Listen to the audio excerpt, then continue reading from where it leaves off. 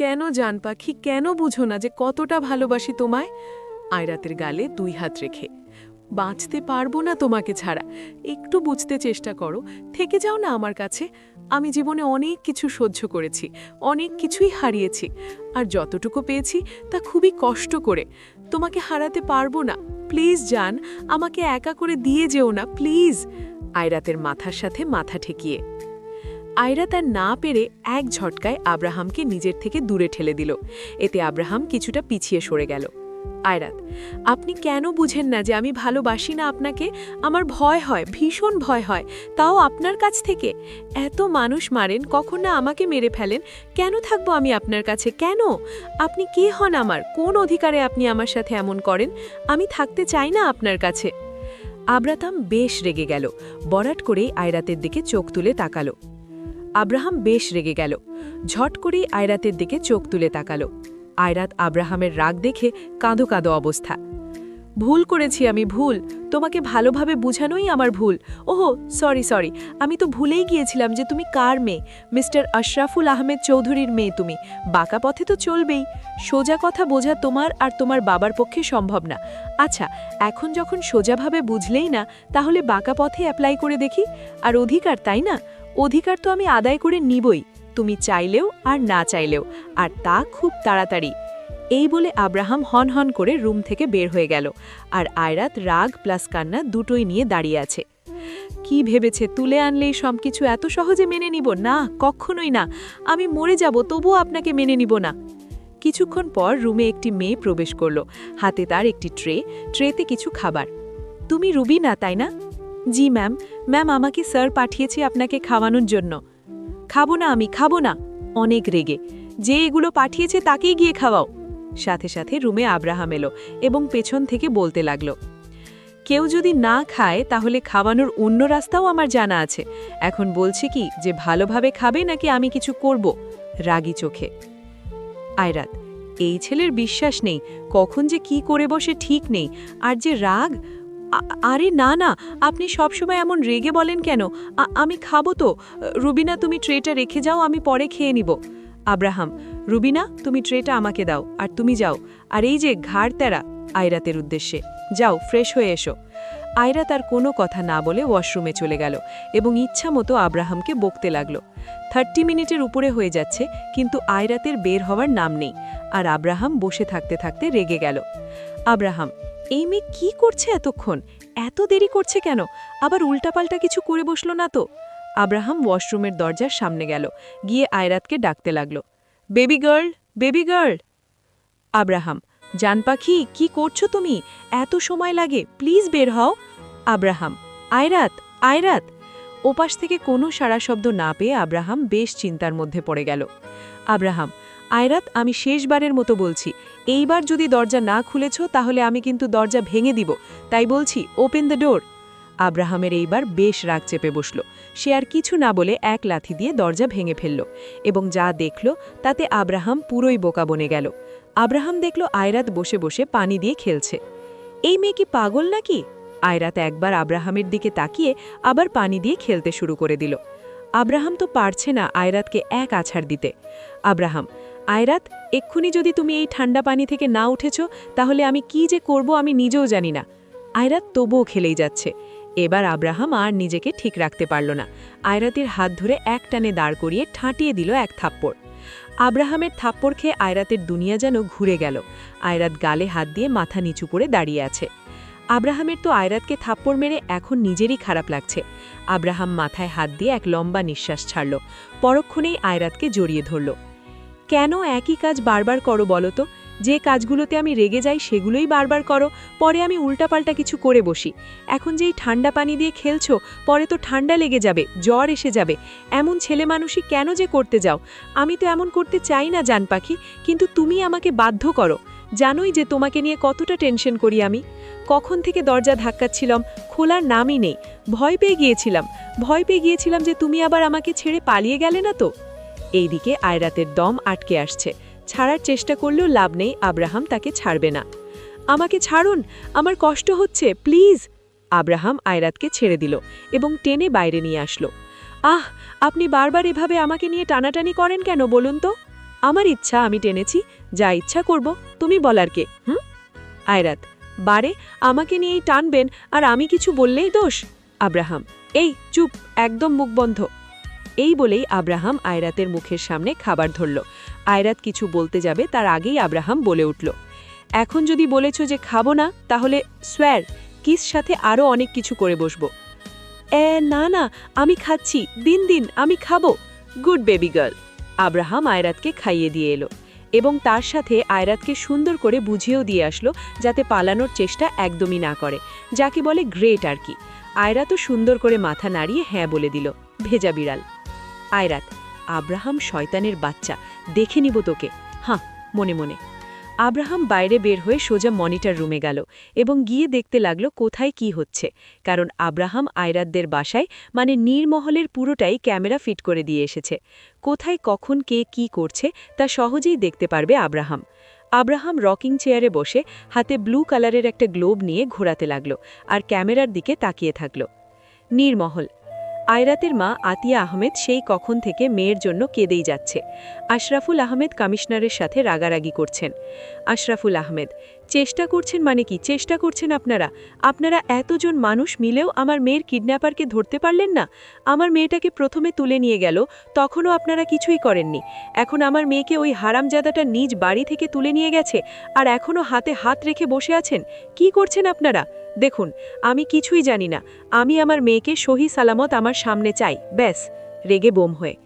Commissioner, দেখুন mister Ashraful, আপনি একদমই চিন্তা করবেন না, we will try our best. দিনরাত এক করে দেব আমরা আপনার মেয়েকে খুঁজে আনতে, আমাদের শুধু কিছুটা সময় দিন। আশরাফুল আহমেদ, সময় সময় সময়, আর কত সময় দেব আপনাদেরকে? বাড়িতে এত গার্ড থাকা সত্ত্বেও আমার মেয়েকে নিয়ে গেল। কমিশনার, আমি আমার মেয়েকে চাই, নয়তো এইটা মাথায় রাখবেন যে আপনার হাত থেকে আপনার চাকরি গেছে। কমিশনার, না না স্যার, এমনভাবে বলবেন না, আমরা যে করেই হোক আয়রাত মামনিকে খুঁজে নিয়ে আসব, কোনো চিন্তা করবেন না আপনি। এই তোমরা সবাই চলো, পুলিশদের উদ্দেশ্যে বলে। কমিশনার এই বলে বেরিয়ে গেল এবং আশরাফুল আহমেদ ধপ করে সোফাতে বসে পড়লেন। আতিয়া আহমেদ, ওগো, তুমি এভাবে ভেঙে পড়ো না, ব্লাড প্রেশার বেড়ে যাবে যে, তুমি শান্ত হও। আশরাফুল আহমেদ, কিভাবে আতিয়া, কিভাবে শান্ত হই? মেয়েকে দুবার তুলে নিয়ে গেল, অথচ আমি বাবা হয়ে কিছুই করতে পারলাম না। কেঁদে কেঁদে। আতিয়া আহমেদ, তুমি দেখো আমাদের মেয়ের কিছুই হবে না, ঠিক আমাদের কাছে চলে আসবে, তুমি ধৈর্য ধরো। ওইদিকে আয়রাতের বাবা মা চিন্তায় মরে যাচ্ছে, আর এইদিকে আব্রাহাম পায়ের ওপর পা তুলে তাদের ক্যামেরাতে দেখছে আর বাঁকা হাসছে। কি ভেবেছ? কি চাচাজান, তোমার কালো অতীত এত সহজেই তোমার পিছ ছাড়বে? না না, তা কি করে হয়? কেননা আব্রাহাম আহমেদ চৌধুরী এখনও বেঁচে আছে, আর এই আব্রাহাম বেঁচে থাকার প্রথম কারণ হচ্ছে আয়রাত, তার জান পাখি, আর সেকেন্ড হচ্ছে তোমার মিস্টার আশরাফুল আহমেদ চৌধুরীর বরবাদি। তোমাকে বলেছিলাম না যে নিজের আপন কেউ যখন নিজের থেকে দূরে চলে যায় তখন কেমন লাগে, তা আমি তোমাকে হাড়ে হাড়ে বুঝাবো। নাও, এখন বুঝো। আয়রাতের তার বাবা মা ভাইয়ের কথা অনেক মনে পড়ছে, কানতে কানতে চোখের নিচে কালো দাগ পড়ে গিয়েছে। একসময় আয়রাত কানতে কানতে ঘুমিয়ে পড়ল। আব্রাহাম এবার তার নিজ বাড়িতে গেল, যেখানে তার বাবা ভাই রয়েছে। আব্রাহাম, বাপি বাপি। আবির, কিরে, এই তোর আসার সময়? তুই না বলেছিলি যে তোর এক রাত থাকতে হবে বাইরে কোনো এক রাজের জন্য, তাহলে তো আজকে সকালেই আসার কথা, তুই ফিরে এলি রাতে, ব্যাপার কি? আব্রাহাম, উফ বাপি, একটু কাজ বেশিই ছিল, তুমি তো দেখছি আমাকে পুরা সিআইডির মতো জিজ্ঞেস করছো। রাখো না এইসব এখন। আচ্ছা বলো, অয়ন কোথায়? অয়ন, এই যে আমি ভাই, পিছন থেকে এসে। আব্রাহাম, কিরে, খবর কি তোর? অফিসে গিয়েছিলি? ভাই, গিয়েছিলাম তো, আর সব ফাইলও চেক করে এসেছি, বাট তুই আসতে এত দেরি করলি যে? আব্রাহাম, আরে ওই তো কাজের চাপ একটু বেশিই ছিল। আবির, নে এবার চল, খেয়ে তাড়াতাড়ি শুয়ে পড়, কাল তো আবার দুই ভাইকে কাজে যেতে হবে। বাপি, আসছি, চল ভাই। আব্রাহাম, তুই যা, আমি একটু ওপর থেকে আসি। অয়ন, আচ্ছা। আব্রাহাম সিঁড়ি বেয়ে ওপরে উঠে গেল এবং ফোনে কথা বলতে লাগল। Is everything done? Yes sir. Abraham, good, এখন শুধু কাল সকালের অপেক্ষা, তুই তোর বাকি টাকা কালকের মধ্যেই পেয়ে যাবি। Thank you sir. Abraham phone কেটে দিল, ফ্রেশ হয়ে নিচে নেমে আসলো। তারপর আবির আহমেদ, অয়ন, আব্রাহাম একসাথে খেয়ে যে যার রুমে চলে গেল। আব্রাহাম ঘুমোতে চেয়েও পারছে না, আয়রাতের কথা বারবার মনে পড়ছে তার। শেষে আর না পেরে আব্রাহাম কালো হুডিটা পরে বাড়ির পিছন দিয়ে চলে গেল। কিছুক্ষণ পর আব্রাহাম একটি বাড়ির সামনে চলে এলো, ধীর পায়ে বাড়ির ভিতরে প্রবেশ করল। আয়রাতের রুমের দিকে এগোতে লাগল। আব্রাহাম গিয়ে দেখে আয়রাত বিছানার এক কোণ জোরসোর হয়ে শুয়ে আছে, দেখতে একদমই বাচ্চা লাগছে। বাইরের আলো ভিতরে হালকা এসে পড়েছে, তাতে আয়রাতের মুখখানা দেখতে মায়াবী লাগছে। আব্রাহাম তার পাশে এসে বসে পড়ল, আয়রাতের গালগুলো হালকা হাতে ছুঁয়ে দিতে লাগল। তোমার এই মায়াতে আমি আটকা পড়েছি।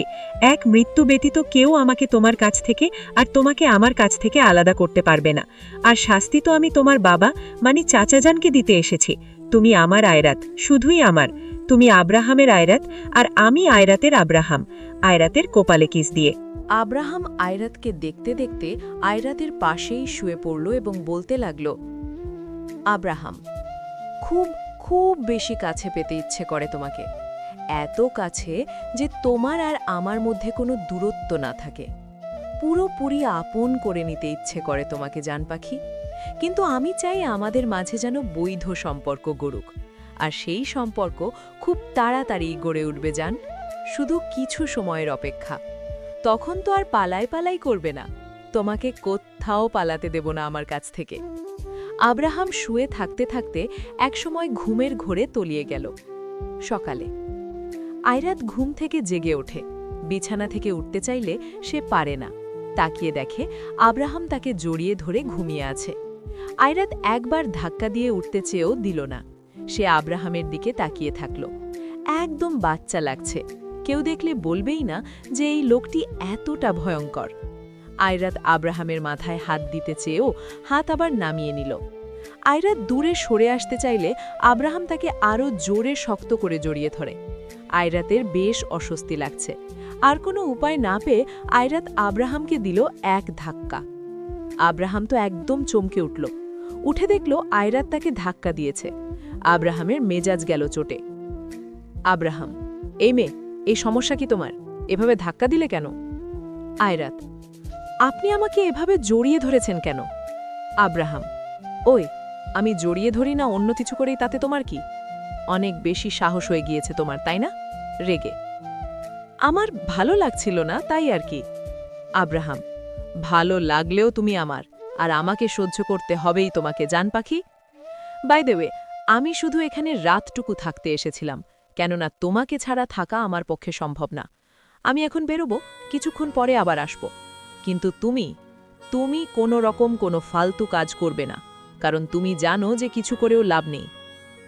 আয়রাত, জানি না, আবার নিজ বাড়ি থেকে পর্যন্ত তুলে এনে পড়েছে এই পাগল। মনে মনে।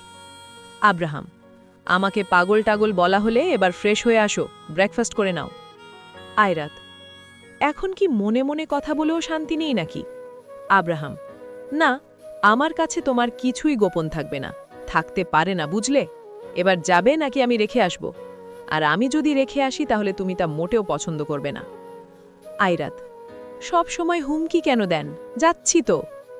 Abraham, good. আয়রাত ফ্রেশ হয়ে নিচে চলে আসলো। নিচে গিয়ে দেখল আব্রাহাম টেবিলের ওপর খাবার রাখছে। আব্রাহাম, বেবি গার্ল, এসে গেছো? নাও নাও, এবার তাড়াতাড়ি খেতে বসো। আয়রাত, খেতে ইচ্ছে করছে না। আব্রাহাম, কি বললে? আয়রাতের দিকে তাকিয়ে দাঁত কটমটো করতে করতে। আয়রাত, না মানে আমি খাবো আর কি। আয়রাত খেতে বসল। অল্প কিছু খেয়ে চলে যেতে নিল, আব্রাহামকে কিছু না বলেই। আব্রাহাম, এই, কোথায় যাচ্ছ? আয়রাত, ওপরে। আব্রাহাম, আমি কি তোমায় যেতে বলেছি? আয়রাত, না মানে খাওয়া তো শেষ, তাহলে আর থেকে কি করব? আব্রাহাম, বেশি বুঝা বন্ধ করো তুমি, এদিকে এসো, ধমক দিয়ে। আয়রাত ধীরে ধীরে আব্রাহামের কাছে গেল। আব্রাহাম, খাইয়ে দাও আমায়। আয়রাত, কি? আব্রাহাম, কানে কি বেশি শুনো নাকি? কথা মাথায় ঢুকে না? খাইয়ে দিতে বলেছি আমায়। আয়রাত, আপনি তো নিজেও হাত দিয়ে খেতে পারেন, আমি কেন? আমতা আমতা করে। আব্রাহাম, আমি যদি নিজেই খেতাম তাহলে তোমাকে আর বলতাম না। এবার প্যাচাল কম পারো আর খাইয়ে দাও তো আমাকে। আয়রাত আর কিছু না বলে বাধ্য মেয়ের মতো খাইয়ে দিতে লাগলো আব্রাহামকে। মাঝে মাঝে আব্রাহাম ইচ্ছে করেই আয়রাতের আঙুলে কামক দিচ্ছে। আয়রাত বিরক্তি নিয়ে আব্রাহামকে খাইয়ে দিয়ে উঠল। খাওয়া শেষ হলে আয়রাত আর কিছু না বলে সোজা উপরে চলে গেল। আব্রাহাম রুবিনাকে বলে গেল আয়রাতকে দেখার জন্য। আব্রাহাম বাইরে বেরিয়ে পড়ল এবং চৌধুরী ভবনে অর্থাৎ আব্রাহামের নিজ বাড়িতে এসে পড়ল। আব্রাহাম বাড়িতে এসে দেখল তার বাপি আর অয়ন বসে আছে। আবির আহমেদ: কিরে, কোথায় গিয়েছিলি তুই? ঘুম থেকে জেগে উঠে তো তোকে পেলাম না। আব্রাহাম: বাপি, আসলে আমি একটু বাইরে গিয়েছিলাম, তোমরা তো ঘুমেছিলে তাই ডাকতে চাইনি। অয়ন: আচ্ছা আয়, খেয়ে নে এবার। আব্রাহাম: না না, আমার পেট ভরা, আমি এখন খেতে পারবো না। অয়ন: কখন কি খেলি তুই? আব্রাহাম: আরে না, এমনি। আবির আহমেদ: আচ্ছা, যখন ইচ্ছে খেয়ে নিস। আব্রাহাম: আব্রাহাম ওপরে যেতে নিলে আবির আহমেদ আব্রাহামকে পিছন থেকে ডাক দেয়। আবির আহমেদ: আব্রাহাম বাবা। আব্রাহাম: হ্যাঁ বাপি, বলো। আবির আহমেদ: তোর সাথে কিছু কথা ছিল আমার। আব্রাহাম: বলো না বাপি। আবির আহমেদ: বাবা, তুই আর অয়ন তো চলে যাস কাজে, আমি পড়ে থাকি বাড়িতে একা। আমার সময় কাটে না রে, খুব বোরিং লাগে। আমি এই পরিবারটাকে 3 জন থেকে 4 জনের করতে চাই বাবা। আমি এই পরিবারটাকে পূর্ণ করতে চাই বাবা। আমি কি বলতে চাইছি বুঝতে পারছিস তুই? আব্রাহাম: বাপি। অয়ন: হ্যাঁ ভাই, আমারও একটা ভাবি চাই। আব্রাহাম: আহা, তোমরা মিলে কি শুরু করলে বলো তো? অয়ন: বাপি, ভাইকে ভালোভাবে বললে বুঝবে না, কিছু করো। আবির আহমেদ: আব্রাহাম, বিয়েটা এবার করে নে না বাবা, আর কত এভাবে থাকবো আমি? আমার কি ইচ্ছে করে না যে আমারও নাতি নাতনি হবে, আমি তাদের সাথে খেলব? বল না আব্রাহাম। আব্রাহাম: আচ্ছা আচ্ছা, তোমরা থামো প্লিজ, ঠিক আছে, আমি বিয়ে করব। অয়ন: কি ভাই, সত্যি? যাক, অবশেষে তোর বিয়ে তো খাবো। আব্রাহাম আর কিছুই না বলে ওপরে চলে যেতে লাগল। আবির আহমেদ: অয়ন, আমার আব্রাহাম হ্যাঁ বলেছে রে, তাড়াতাড়ি পাত্রী দেখা শুরু করে দে। আব্রাহাম থেমে গেল এবং আবির আহমেদ অয়নের দিকে তাকিয়ে বলতে লাগল যে, আব্রাহাম: বাপি, পাত্রী রেডি আছে অলরেডি। এই বলে আব্রাহাম চলে গেল। আবির আহমেদ অয়ন একসাথে: কি? অয়ন: বাপি, আমি ঠিক শুনছি তো? আমার বিশ্বাস হচ্ছে না, মানে যে ছেলে কিনা মেয়েদের থেকে 100 হাত দূরে থাকতো, সে কিনা বলছে যে তার জন্য পাত্রী রেডি হয়ে আছে। দেখেছো বাপি, দেখেছো তোমার ছেলে ছুপা রুস্তাম বেরোলো, তলে তলে কত কি করে বেড়াচ্ছে। আবির আহমেদ: আরে, মেয়ে যে পছন্দ করেছে তাই অনেক, এখন শুধু ওর পেট থেকে বের করতে হবে যে কে সেই মেয়ে যার ওপর আমার ছেলে পাগল হয়ে গেছে। আব্রাহাম রুমে এসে: কিভাবে আমি বলবো যে আমার পছন্দ করা মেয়ে আর কেউ না, বাপিরই ভাই, আশরাফুল আহমেদ চৌধুরীর মেয়ে, যাকে বাপি এখন ভাই না বরং শত্রুর চোখে দেখে, তারই মেয়ের প্রেমে পড়ে গিয়েছি আমি। এতটাই ভালোবেসে ফেলেছি যে এখন তাকে ছাড়া আমি নিজেকে কল্পনাই করতে পারি না। কিভাবে বলবো আমি বাপিকে? আব্রাহাম এইসব ভাবছিল, ঠিক তখনই আব্রাহামের ফোনে কল আসে। আব্রাহাম ফোন রিসিভ করে। ওপর পাশ: স্যার, কাজ হয়ে গেছে। আব্রাহাম: রাশেদের হাতে টাকাগুলো তুই পেয়ে যাবি, আর আমি আসছি। এই বলে আব্রাহাম ফোন কেটে দিল। আব্রাহাম রেডি হয়ে নিচে নেমে এলো। আব্রাহাম: বাপি, আমি অফিসে যাচ্ছি, আসতে দেরি হবে। আবির আহমেদ: ঠিক আছে, যা, আর বাড়িতে এসে আগে আমার সাথে কথা বলবি, কিছু দরকারি কথা আছে তোর সাথে। আব্রাহাম: আচ্ছা বাপি। আব্রাহাম বেরিয়ে গেল। আব্রাহাম তার মনিটর রুমে গেল, গিয়ে সকল ক্যামেরা চেক করতে লাগল। এন নীরমহল। আশরাফুল আহমেদ: আতিয়া, তুমি কিছু হালকা খেয়ে নাও, তুমি এভাবে না খেয়ে থাকতে থাকতে অসুস্থ হয়ে পড়বে, পরে আয়ুষকে কে দেখবে বলো? আতিয়া আহমেদ: আমার মেয়েকে এনে দাও তুমি, আমি আর কিচ্ছু চাই না, আমার আয়রাতকে এনে দাও তুমি। আশরাফুল আহমেদ: তুমি চিন্তা করো না, আয়রাত ফিরে আসবে, কিছু হবে না। আব্রাহাম এই সব কিছু ক্যামেরাতে দেখছে আর বাঁকা হাসছে। আব্রাহাম কিছু একটা ভাবল, তারপর অন্য একটা ফোন দিয়ে আশরাফুল আহমেদকে ফোন দিল। ফোনের স্ক্রিনে আননোন নাম্বার দেখে আশরাফুল আহমেদ কিছুটা ভ্রু কুচকাল। আশরাফুল আহমেদ ফোন রিসিভ করলেন। আশরাফুল আহমেদ: হ্যালো। আব্রাহাম: আহ, অনেক বছর পর এই চিরচেনা কণ্ঠটা শোনার ভাগ্য হল। আশরাফুল আহমেদ: কে কে বলছেন? আব্রাহাম: আপনার আপনজন তো ছিলামই, কিন্তু আর কিছুদিন পরে আপনার মেয়ের জামাইয়ে পরিণত হব। আশরাফুল আহমেদ: হোয়াট? এই এই কে তুই? আমার মেয়ে তোর কাছে? আমার মেয়েকে কোথায় নিয়ে গিয়েছিস বল? আমার মেয়ের যদি একটা আঁচড়ও এসেছে তাহলে আমি তোকে জানে মেরে ফেলব। আব্রাহাম: আরে আরে, আস্তে শ্বশুর, তুমি তো দেখি আগেই মারামারিতে নেমে এসেছ। শোনো, আমি বলি কি এত চিল্লিও না, নয়তো আগেই তুমি পরপ্রাণে চলে যাবে, যা আমি এত তাড়াতাড়ি চাচ্ছি না। আর শোনো, তোমার মেয়ের গায়ে আঁচড় না, শুধু তোমাকে একদম নানা ভাই বানানোর কাজ করে আসবো, বুঝলে? আশরাফুল আহমেদ: এই এই হারামজাদা, মুখ সামলিয়ে কথা বল। তুই জানিস তুই কার সাথে কথা বলছিস? আব্রাহাম: আওয়াজ নিচে। খুব ভালো করেই জানি আমি কার সাথে কথা বলছি। ইনফ্যাক্ট আমার থেকে ভালো আর কেউ তোকে চিনবেও না। একজন ধোঁকাবাজ, হত্যাকারী বেঈমানের সাথে কথা বলছি আমি, যে নিজের বড় ভাই ভাবিকেও মারতে পিছপা হয়নি। তুই তোর মেয়ে না, তুই এখন তোর চিন্তা কর, কেননা তোর মেয়ে তো আমারই। আর তুই অযথা চিন্তা নিয়ে মরিস না, কেননা তোকে আমি আমার নিজ হাতে মারব।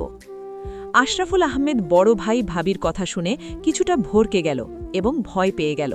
তবুও তিনি জোরে চিল্লিয়ে বললেন, তোকে আমি একবার পাই কি যে করব আমি, তা আমি নিজেও জানি না। আব্রাহাম: আমাকে যা করার তা পরে করিস, আগে সামনে দিকে তাকিয়ে একটু সুন্দর দৃশ্য তো উপভোগ করে নে। আশরাফুল আহমেদ সামনে তাকালো, আর সাথে সাথেই এক বিকট বিস্ফোরণের শব্দে তার পুরো গোডাউন উড়ে গেল। আশরাফুল আহমেদ ব্যাপকভাবে চমকে গেলেন এবং বেশ দূরে সরে গেলেন। তার চোখের সামনে তার পুরো কারখানা জ্বলে পুড়ে